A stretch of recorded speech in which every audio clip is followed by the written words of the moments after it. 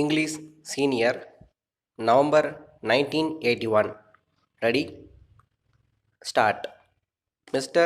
Speaker Sir, coming to the budget estimates, I am not going to deal at length with the amounts allotted to various departments. I shall deal only with the major policy of the government which should be adopted in future for the welfare of the state. In the sphere of education, which could be put down under three categories, namely college education, school education, and primary education. There is shortage of teachers even as we have with regard to food and cloth. It is the case so far as secondary grade trained teachers are concerned. In order that there may not be any shortage of teachers and to get over this situation, I suggest that the minimum salary for teachers should be raised from the present level.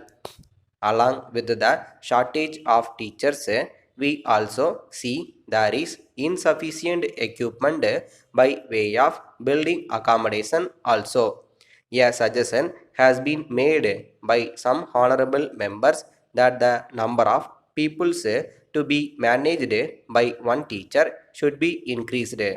I think the better course would be to introduce the shift system so that another shift of boys might also receive education without constructing new buildings. In a school building which can normally accommodate 1000 students, we can have 2000 students without constructing new buildings. I made mention of this to the Honorable Minister for Education also, and I hope he will give his consideration to it. If that is adopted, we need not bother about the construction of new buildings immediately. Of course, for permanent institutions, we can construct buildings according to the convenience of the finance of the governments. It may also be noted that the shift system in the matter of education is being adopted in some Western countries also. I wish to say a word about land revenue and agriculture. The river Kaveri is running through my district, Coimbatore, Tiruchi, and some other districts. There you have forest lands. Several departmental officers have recommended that these lands may be converted into wetlands.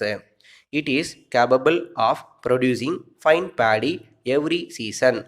There will be no need for the grant of any subsidy. If you only dig 4 or 5 feet, you are able to get fine water very easily.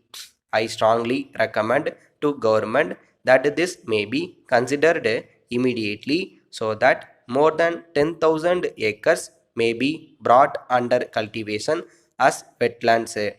I am sorry to say that the health of the people does not receive as much attention as it ought to. Sir, at present we find that the medical department seems to be an agent for distribution of foreign medicines. They recommend foreign medicines to everybody without taking into consideration their capacity to buy. I do not blame them for it. I do not mean to suggest that the Western system of medicine is bad. We can have that system for certain special branches of treatment. For general medical treatment, people can adopt our own Indian systems, which will be more useful and economical than foreign medicines and will be suited to conditions in our state. So far as food is concerned, whatever inducement you may offer by way of bonus to speed up procurement, it does not solve the question of food.